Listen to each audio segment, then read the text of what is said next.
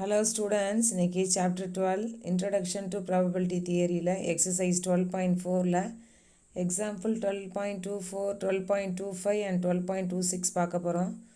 டெஃபினட்டாக 5 மார்க்கில் கேட்பா இந்த எக்ஸசைஸில் இருந்து. ஸோ நல்லா லிசன் பண்ணி பாருங்கள். Yarn 1 contains 8 red and 4 blue balls and yarn 2 contains 5 red and 10 blue balls. One yarn is chosen at random and 2 balls are drawn from it.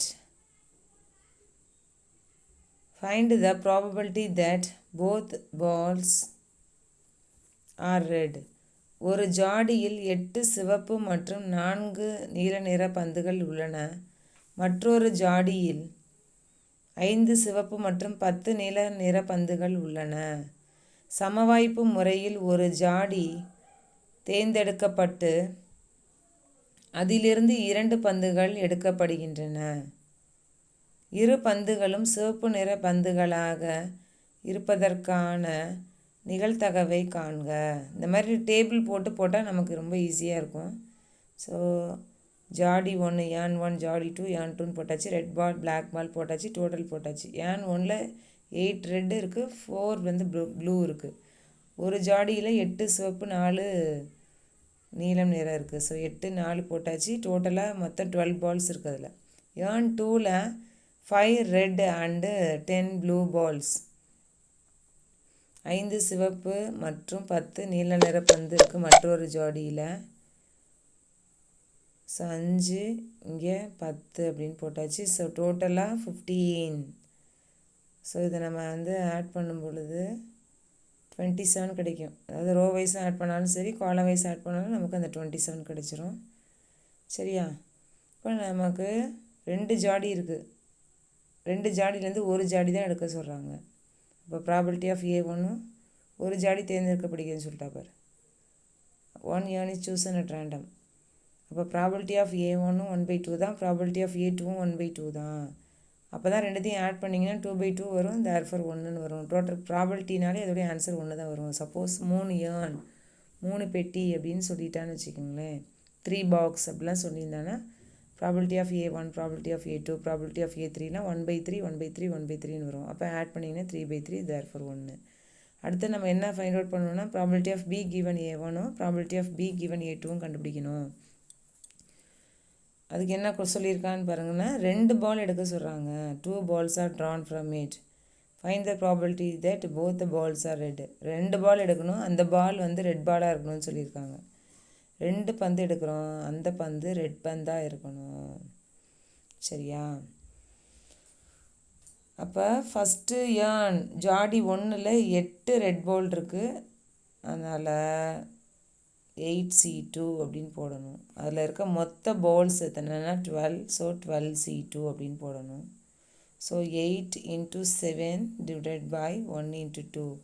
இதை மேலே டிகிரீஸில் போடணும், கீழே இன்க்ரீஸில் போடணும். 2ன்னு வந்தனால 2 நம்பர் இருக்கணும் அப்படின்னு நினச்சிக்கோ. இது மாதிரி 12 × 11 டிவைடட் பை 1 × 2. ஸோ டினாமினேட்டர் அப்படியே ரெசிப்ரோக்கல் பண்ணி எழுதுகிறேன். ஸோ சிம்பிளிஃபை பண்ணுறேன். சரியா? சப்போஸ் 3 balls are drawn அப்படின்னு சொல்லியிருந்தா 8C3 டிவைடட் பை 12C3 அப்படின்னு போட்டிருப்பேன். அப்படின்னா 8 × 7 × 6 டிவைடட் பை 1 × 2 × 3. அந்த கான்செப்டை நல்லா உள்ளே வாங்கிக்கிங்க. சரியா? 12C3னா 12 × 11 × 10 டிவைடட் பை 1 × 2 × 3 அப்படின்னு போட்டிருப்பேன். ஸோ இதை சிம்பிளிஃபை பண்ணி எனக்கு கிடைக்கிற ரிசல்ட் பார்த்தீங்கன்னா 14/33 அப்படின்னு கிடைக்குதுராமா. அடுத்தது probability of B given A2. So ரெண்டாவது ஏன் ஜாடி 2ல் 5 ரெட் பால்ஸ் இருக்குது. சரியா? அப்போ 5C2 அப்படின்னு போடணும். அதில் இருக்க total balls 15.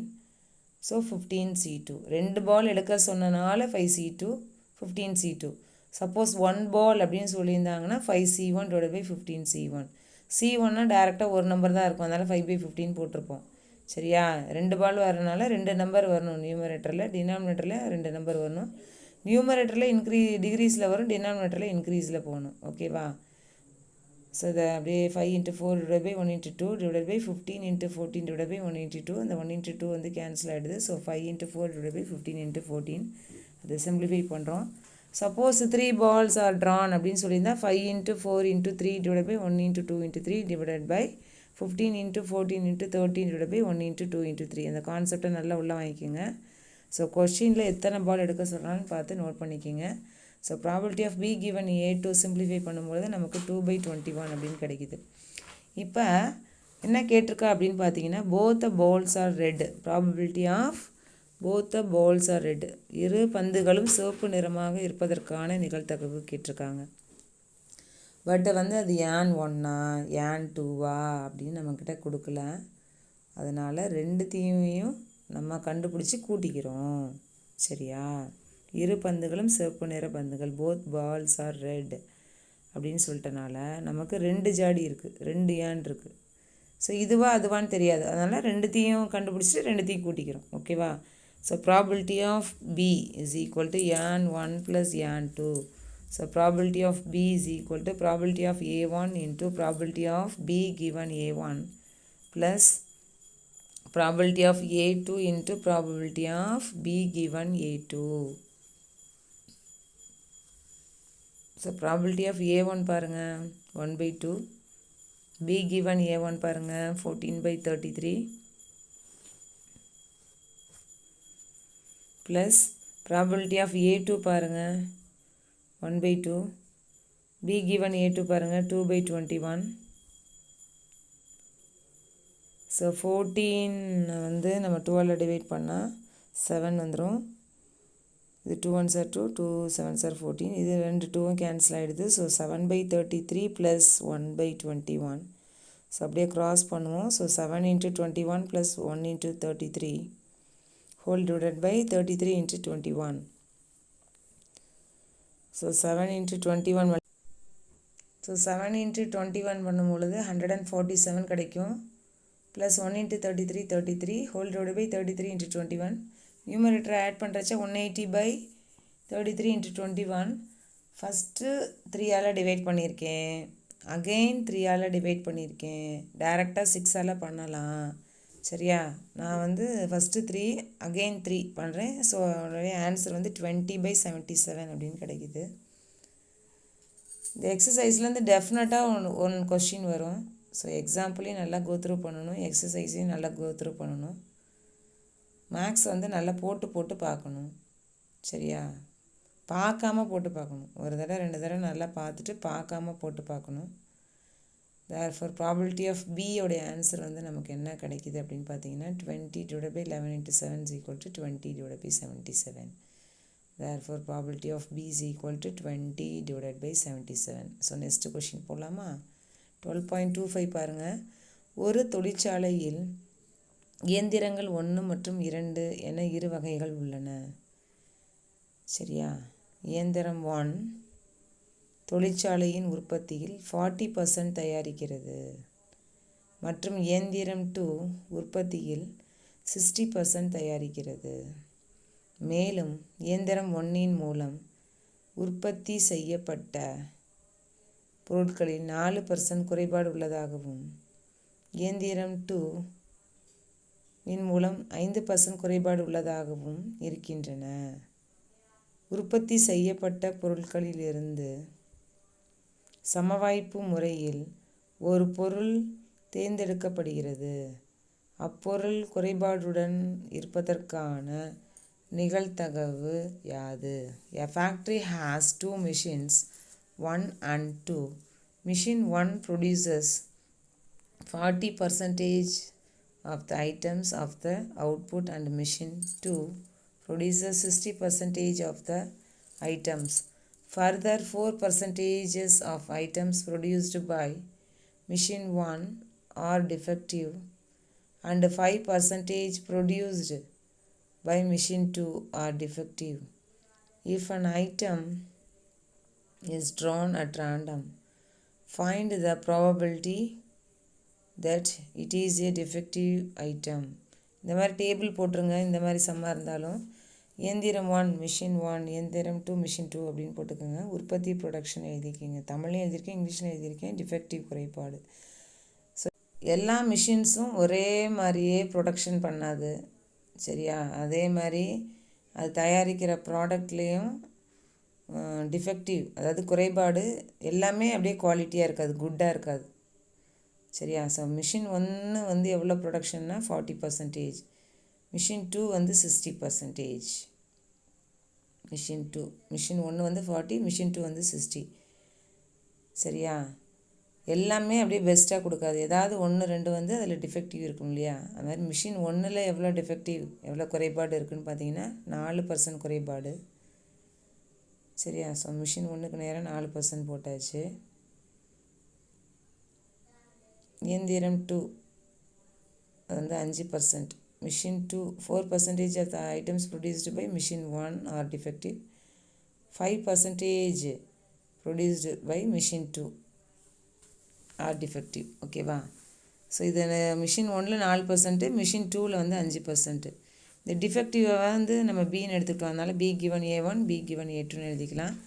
So probability of அதாவது மிஷின் 1 A1 A2ன்னு எடுத்துக்கலாம்.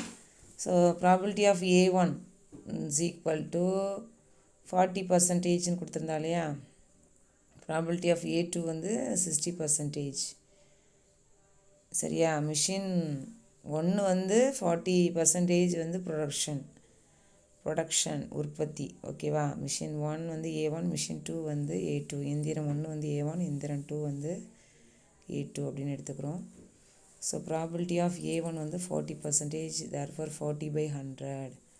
Probability of A2 60%, therefore 60/100.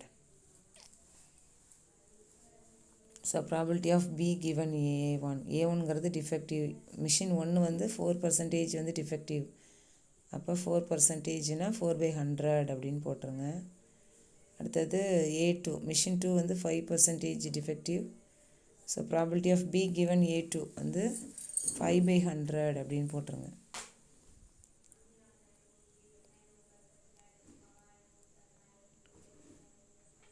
ஓகேவா? இப்போ சமவாய்ப்பு முறையில் ஒரு பொருள் தேர்ந்தெடுக்கப்படுகிறது. அந்த தேர்ந்தெடுக்கப்பட்ட பொருள் வந்து என்னவாக இருக்குன்னு சொல்லியிருக்காங்க? குறைபாடாக இருக்கணும், டிஃபெக்டிவாக இருக்கணும்னு சொல்லியிருக்காங்க. If an item is drawn at random, find the probability that it is a defective item.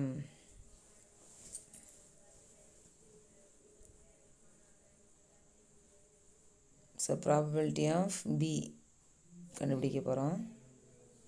அது வந்து மிஷின் 1ஆகவும் இருக்கலாம், மிஷின் 2ஆகவும் இருக்கலாம், அதனால் ரெண்டுத்தையும் ஆட் பண்ணிக்கிறோம். So probability of A1 into probability of B given A1. ஒரு பொருள் எடுக்கிறாங்க, அது வந்து டிஃபெக்டிவாக இருக்கணும். நம்ம பியை தான் டிஃபெக்டிவாக எடுத்துக்கிட்டோம், அதனால் ப்ராபபிலிட்டி ஆஃப் B. ஓகேவா? போன கொஷினில் அந்த பிங்கிறது என்ன அப்படின்னு பார்த்தீங்கன்னா both the balls are red. So N1 + N2. இந்த கொஷினில் மிஷின் 1 + மிஷின் 2. ஸோ அந்த ஃபார்முலாக்கு உள்ள வேல்யூஸ் எல்லாம் அப்படியே காப்பி பண்ணிடுங்க. ஓகேவா? ஸோ 160 / 10,000 வரும். 300 / 10,000 வரும். 160 / 10,000 plus 300 / 10,000.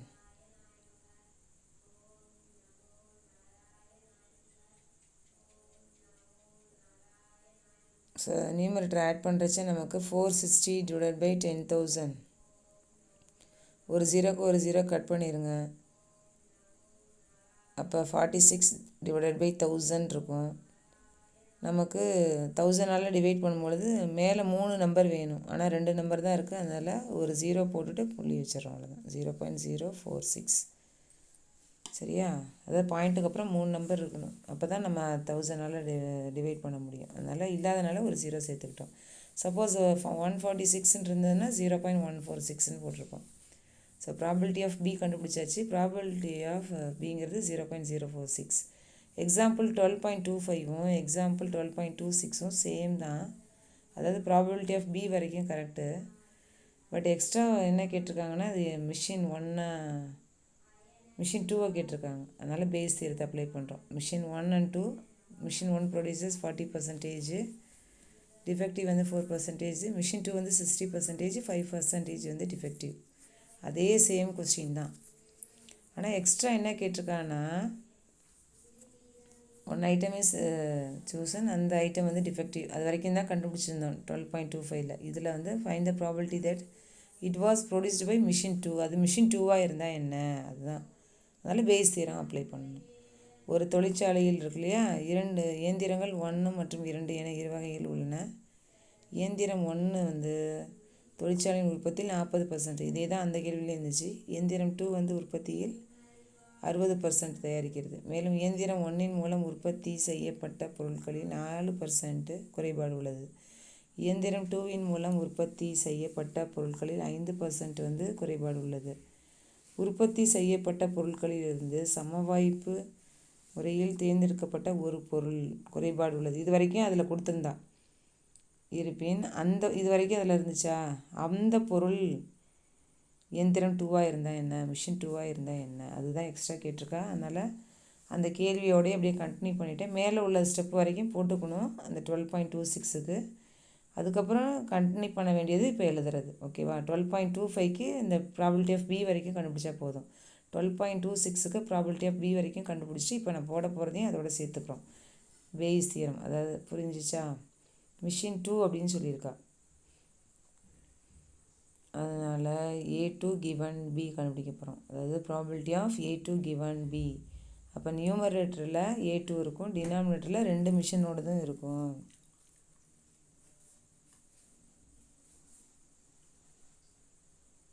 So probability of A1 into probability of B given A1 plus probability of A2 into probability of B given A2. Denominator numerator A2 ஓடது probability of A2 into probability of B given A2. சரியா? Numerator அப்படியே தான் இருக்கும், denominator அப்படியே நம்ம கண்டுபிடிச்சிட்டோம். அது அப்படியே probability of B தானே, அதனால் ப்ராபபிலிட்டி ஆஃப் பி அப்படின்னு போட்டுடலாம். சரியா? A2ஓடதையும் ப்ராபபிலிட்டி ஆஃப் பி கிவன் A2ஓடதையும் காப்பி பண்ணிடலாம். A2ங்கிறது 60/100, ப்ராபபிலிட்டி ஆஃப் பி கிவன் A2ங்கிறது 5/100.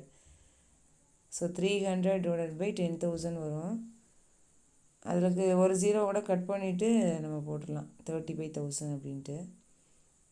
இந்த ப்ராபபிலிட்டி ஆஃப் பி தான் முன்ன கண்டுபிடிச்சி வச்சுருந்தோம், அதனால் 46/1000 போட்டுடலாம். அந்த டெசிமலை விட்டுட்டு போட்டுக்கோங்க. அதுக்கப்புறம் மறுபடியும் சிம்பிளிஃபை பண்ணிக்கலாம். ஒரு 0க்கு ஒரு 0 கட் பண்ணிவிட்டேன் நியூமரேட்டரில். So 6 5 30 divided by 1000 whole divided by 46 divided by 1000. So அந்த 1000 நமக்கு கேன்சல் ஆகிடும். இல்லைனா ரெசிப்ரோக்கல் பண்ணி காமிச்சிருக்கேன். அப்போ 30/46 கிடைக்குது. ஸோ 2ஆல் டிவைட் பண்ணிங்கன்னா 15 டிவைடட் பை 23 வரும். So probability of A2 given பியோடைய ஆன்சர் வந்து 15 டிவைடட் பை 23. வீடியோ பிடிச்சிருந்தால் லைக் பண்ணுங்கள், ஷேர் பண்ணுங்கள், சப்ஸ்கிரைப் பண்ணுங்கள். Thank you students. தேங்க்யூடாமா.